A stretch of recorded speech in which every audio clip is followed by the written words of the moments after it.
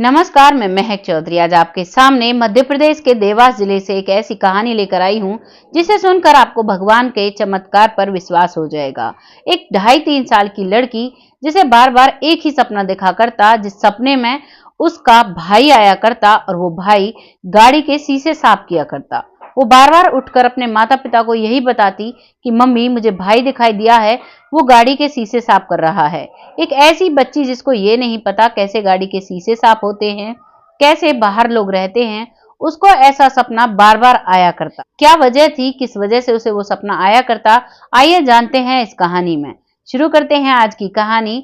आज की कहानी में कमला देवी नाम की एक महिला होती है जिसकी शादी एक व्यक्ति से होती है और उसके परिवार में न पिता है, ना ही कोई उसका भाई है, न बहन है, वो अकेला है। तो इसी वजह से कमला की भी ना कोई सास होती है, ना ससुर है, ना कोई देवर है, ना जेठ है। परिवार में वो अकेली जाती है। शादी के बाद वो खुशी खुशी रहा करते, लेकिन दिन में उसके पति जब काम पर जाया करते तो पीछे से कमला अकेली रह जाया करती। लगभग 2-2.5 साल निकल जाते हैं, लेकिन उसे कोई भी संतान नहीं होती है। अब वो सोचती है कि मुझे भी अगर कोई बच्चा हो जाता है तो उसके सहारे मेरा दिन बड़े आराम से कट जाया करेगा। अब इसी चीज को सोचकर वो अपने पति से कहती है कि क्यों ना हम डॉक्टर्स की सलाह ले लेते हैं। 2.5-3 साल हो चुके हैं, हमें कोई भी बच्चा नहीं है। बच्चा अगर घर में होगा तो हम बड़े ही आराम से मेरा वक्त कट जाया करेगा। इस बात को सोचकर उसका पति भी कहता है कि ठीक है, कल डॉक्टर को दिखा लेते हैं, इसमें कौन सी बड़ी बात है। और अगले दिन दोनों पति पत्नी पहुंच जाते हैं डॉक्टर के पास।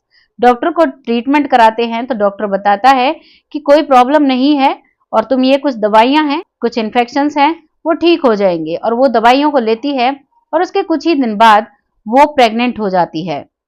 जैसे ही वो प्रेग्नेंट होती है, डॉक्टर जब उसे बताते हैं तो वो खुशी के मारे झूम उठती है और नाचने कूदने लगती है। जब वो इतनी ज्यादा खुश रहती है तो उसका पति कहता है कि कमला, शांति से रहो, तुम्हारे पेट में अभी बच्चा है और तुम प्रेग्नेंट हो तो तुम आराम से रहो। किसी ऊंचे नीचे जगह पर अगर पैर पड़ जाएगा तो फिर दिक्कत हो जाएगी। इस बात से कमला चुप हो जाती है और कहती है ठीक है। फिर वो डॉक्टर्स को दोबारा दिखाने जाते हैं। डॉक्टर देखता है तो कहता है कि आपका बच्चा नॉर्मल है, आप आराम से रह सकते हो, आपको कोई भी दिक्कत नहीं है। अब कमला पता ही नहीं चला उसे कि 9 महीने कितने समय में निकल गए। रोज वो अपने बच्चे से पेट पर हाथ रखकर बात किया करती और हंसी खुशी अपने घर में रहा करती। 9 महीने बीत जाते हैं और अब उसे डिलीवरी के पेन होने लगते हैं। जब डिलीवरी के पेन होते हैं तो वो अपने पति से कहती है और उसका पति उसे लेकर हॉस्पिटल जाता है। हॉस्पिटल में जाने के बाद उसकी डिलीवरी होती है और डिलीवरी के बाद उसे एक बेटा पैदा होता है। बेटे को देखकर बहुत खुश हो जाते हैं। उधर लड़की जो थी, यानी जो कमला देवी थी, उसके घर से उसकी माँ आती है, क्योंकि जो उसका मायका था उसमें भी ज्यादा लोग नहीं थे और माँ को नहीं पता था कि आज ही बच्चा हो जाएगा। वो अपनी बेटी को देखने के लिए आई थी और उसी दौरान उस बेटी को बेटा हो जाता है। अब वो कहती है कि ठीक है बेटा, मैं घर पर जाती हूँ और घर पर किसी को रख कर आऊंगी जो घर का कामकाज संभाल ले और फिर मैं तुम्हारे पास आऊंगी। अभी तो तुम हॉस्पिटल में ही हो। कमला कहती है कि ठीक है माँ जी, आप जाओ, आप कल तक आ जाना। तभी उसका पति कहता है कि मुझे तो भूख लगी है, मैं कुछ खाने के लिए जा रहा हूँ, क्या तुम्हें कुछ खाने के लिए चाहिए? तो कमला कहती है मैं तो ऐसा वैसा कुछ भी नहीं खा सकती और अभी डॉक्टर्स जब बोलेंगे तब मैं कुछ खाऊंगी, तुम चले जाओ। और वहां पर वो चला जाता है। उसका बेटा उसी के पास में पालने में लेटा हुआ था और कमला देवी अपनी बेड पर लेटी हुई थी। लेटे लेटे उसकी आंख लग जाती है और तभी उसका पति आता है। पति आने के तुरंत बाद कहता है कि हमारा बेटा कहाँ है? कमला देवी कहती है कि यही तो है, कहाँ है? इसी पालने में तो लेटा हुआ था।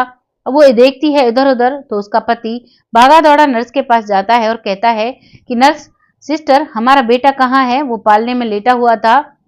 तभी सिस्टर कहती है कि मुझे तो नहीं पता, वहीं होगा, वहीं देखिए। इधर कमला देवी को भी ये बात पता चल जाती है और वो भी बिस्तर से उठती है। काफी वीकनेस उसे थी और झुके हुई गर्दन के साथ चलती है और अपने बेटे को ढूंढने लगती है। उसकी आंखों से आंसू टपकने लगते हैं, चारों तरफ देखते हैं, लेकिन उसका बेटा उन्हें कहीं भी नहीं मिलता है। तभी वो डॉक्टर से कंप्लेंट करते हैं। डॉक्टर वहां के जो सीसीटीवी कैमरे हैं उनको देखता है तो उसमें एक नकाब लगा हुआ व्यक्ति उस बच्चे को पालने से उठाकर ले जाता है। जैसे ही ये बात पता चलती है तो वो दोनों पति पत्नी पुलिस स्टेशन जाते हैं और वहां जाकर कंप्लेंट दर्ज करते हैं कि हॉस्पिटल में से हमारे बच्चे को किडनैप कर लिया गया और अब कहीं भी हमारा बच्चा नहीं मिल रहा है। पुलिस भी काफी जोर लगाती है, काफी छानबीन करती है, लेकिन कहीं भी उसका बेटा उन्हें नहीं मिलता है।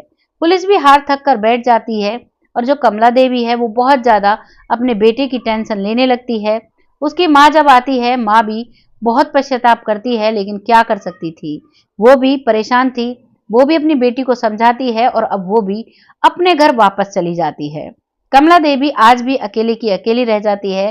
पति भी उसका काम पर दोबारा से जाने लगता है और कमला देवी सारा दिन अपने बेटे को याद कर कर कर रोने लगती है। सारा दिन उसका ऐसे ही निकलता है। धीरे धीरे वक्त निकलता है। करीबन 2-2.5 साल बाद वो फिर से प्रेग्नेंट होती है और अब की बार उसे इतनी ज्यादा खुशी नहीं होती है कि उसे एक बच्चा होने वाला है, तो उसे नॉर्मल अपने पति को वो बताती है और नॉर्मल वो लोग रहते हैं। धीरे धीरे 9 महीने का वक्त निकलता है। अब की बार वो दूसरा हॉस्पिटल चुनते हैं डिलीवरी के लिए। पहले वाले हॉस्पिटल में नहीं जाते हैं और अब की बार उसका पति भी उसी के इर्द गिर्द रहता है, उसकी माँ भी उसी के इर्द गिर्द रहती है और अब की बार वो एक बेटी को जन्म देती है। बेटी को जन्म देने के बाद अब वो अपनी बेटी का बहुत ध्यान रखती है, ना ही सोती है, उसकी आंख भी लगती हैं तो वो झट से आंखें खोल लेती है और बस अपनी नजरें अपनी बेटी पर ही टिकाए हुए है। नर्स भी उसे कोई टीका वगैरह लगाती है तो उससे कह देती है कि तुम रहने दो, जो भी करो मेरे सामने करो, यहाँ से मेरी बेटी को ले जाने की जरूरत नहीं है, हमारे साथ पहले भी बहुत बड़ा धोखा हो चुका है। नर्स भी इस बात को समझती है, डॉक्टर्स भी इस बात को समझते हैं और अब उसे हॉस्पिटल से डिस्चार्ज कर दिया जाता है। अब वो घर पर आती है, अपनी बेटी की बहुत अच्छे से वो परवरिश करती है। परवरिश करते करते धीरे धीरे वक्त निकलता है और अब वो बेटी बड़ी होने लगती है। वो बेटी करीबन 3-4 साल की होती है तो उसको एक सपना आने लगता है। उस सपने में एक छोटा बच्चा है, वो गाड़ियां साफ कर रहा है रोड पर, वहीं पर मंदिर है, वहीं पर चौराहा है, रेड लाइट्स हैं, जहां पर वो शीशे साफ कर रहा है। वो बच्ची डर से उठ जाती है और रोते रोते कहने लगती है कि मम्मी, मेरा भाई शीशे साफ कर रहा है। उस लड़की को बार बार वो सपना दिखाई देता है तो माता पिता सोचने पर मजबूर हो जाते हैं। वो सोचते हैं हमने तो इसको बताया तक नहीं, इसे इसका भाई कहाँ से सपने में दिखता है। धीरे धीरे वक्त और निकलता है, वो बच्ची और बड़ी होती है, हर बार उसे वही सपना बार बार दिखाई देता है। तभी कमला देवी को याद आता है कि मैंने उज्जैन महाकाल के लिए बोला था कि जब मेरी गोद भरेगी तो मैं महाकाल पर दर्शन करके आऊंगी। अब वो अपने पति से कहती है और वो एक गाड़ी बुक करते हैं और चल देते हैं उज्जैन महाकाल के दर्शन करता है, जहां पर उसकी गाड़ी रुकती है और गाड़ी, बहुत सारी गाड़ियां वहां पर थी। तभी वहां पर छोटे छोटे बच्चे आते हैं, उनके हाथों में कपड़े होते हैं और सभी कई गाड़ियों को साफ करने लगते हैं। उनमें से एक बच्चा उनकी गाड़ी को भी साफ करता है। जैसे ही वो गाड़ी साफ करता है तो जो उनकी माँ थी उसकी नजर उसकी उंगलियों पर पड़ती है, क्योंकि जब वो बच्चा हुआ था तो उसकी 6 उंगलियां थी। वो सबसे यूनिक लगता था, इसी वजह से वो महिला उसको गौर से देखती है और तुरंत गाड़ी में से उतरती है और कहती है ये मेरा बेटा है, मानो या मत मानो ये मेरा ही बेटा है। तभी उसका पति कहता है कि कमला, तुम वैसे ही परेशान हो रही हो, इस संसार में तो 6 उंगलियों वाले बहुत से बच्चे हैं, क्या सभी हमारे बच्चे हैं? तुम कैसे कह सकती हो ये मेरा बेटा है? तो वो कहती है ये मेरा ही बेटा है, चलो इससे बात करते हैं। और वो गाड़ी को एक साइड लगाते हैं और उससे पूछने लगते हैं तुम कहाँ से आए हो, तुम क्या करते हो, तुम्हारे माता पिता कौन हैं? थोड़ी देर तो वो बच्चा चुप रहता है और कुछ भी नहीं कहता है, लेकिन जब बार बार पूछते हैं, प्यार से उसे पूछते हैं, तो वो बता देता है कि हम बहुत सारे बच्चे हैं और हम जितना भी दिन में कमाते हैं वो सब अपने मालिक को दे देते हैं, हमारे कोई भी माता पिता बहन भाई नहीं है, हम लोग अकेले रहते हैं। जैसे ही कमला को यह बात पता चलती है, अब कमला को विश्वास हो जाता है कि मानो ना मानो ये मेरा ही बेटा है। अब वो उज्जैन नहीं जाती है, पहले हॉस्पिटल जाती है और हॉस्पिटल में उस टाइम को देखती है, उस टाइम के हिसाब से उसके बेटे की वही उम्र होती है। उसके बाद वो सीधी पुलिस स्टेशन जाती है, वहां पर रिपोर्ट दर्ज करा रखी थी। वहां पर जाकर कहती है कि मैंने अपने बेटे की मिसिंग कंप्लेंट दर्ज कराई थी, आज मैं अपना बेटा ढूंढ कर ले आई हूँ, ये मेरा बेटा है। तभी पुलिस वाले कहते हैं कि ये क्या गारंटी है कि ये तुम्हारा बेटा है? तो कमला देवी कहती है कि इसके हाथ में 6 उंगलियां हैं, मेरे भी बेटे के हाथ में 6 उंगलियां थी, ये मेरा ही बेटा है। और अगर तुम्हें विश्वास नहीं होता तो अभी तुम मेरे पति का, हमारा और मेरे बच्चे का DNA टेस्ट कराओ, अगर मैच होता है तो वहीं पर पता चल जाएगा, नहीं मैच होता है तो भी पता चल जाएगा, लेकिन मैं विश्वास के साथ कहती हूँ ये मेरा ही बेटा है।